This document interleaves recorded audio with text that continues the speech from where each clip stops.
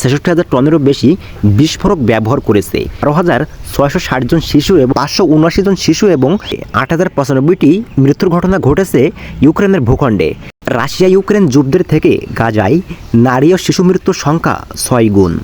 Anadolu agency ২০২২ সালের ২৪ ফেব্রুয়ারি থেকে Russia Ukraine যুদ্ধে বেসামরিকদের হতাহতের সংখ্যা এবং ৭ অক্টোবর থেকে গাজায় ইসরায়েলের যুদ্ধে নারী ও শিশু মৃত্যুর পরিসংখ্যান তুলনা করেছে।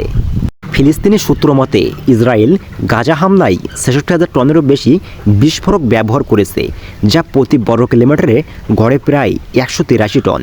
এই আগ্রাসনে ১৯ লাখ ফিলিস্তিনি গৃহহীন হয়েছেন।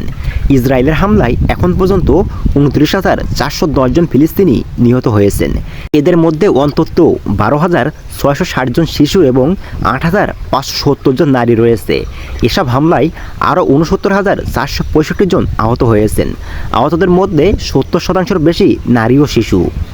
অন্যদিকে ইউএন হিউম্যান রাইটস মনিটরিং মিশনের তথ্য অনুসারে রাশিয়ার আগ্রাসনে ইউক্রেনে ২০২২ সালের ২৪ ফেব্রুয়ারি থেকে ৫৭৯ জন শিশু এবং ২,৯৯২ জন নারীসহ মোট ১০,৩৭৮ জন বেসামরিক নাগরিক নিহত হয়েছেন।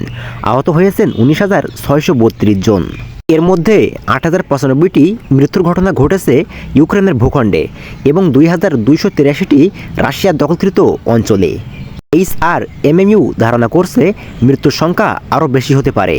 এই পরিসংখ্যানে দেখা যায় গাজায় ৪.৫ মাসে ইসরায়েলের হাতে নিহত নারী ও শিশুর সংখ্যা ২ বছরে রাশিয়া ইউক্রেন যুদ্ধে নিহত নারী ও শিশুর সংখ্যার প্রায় ৬ গুণ ছাড়িয়ে গেছে।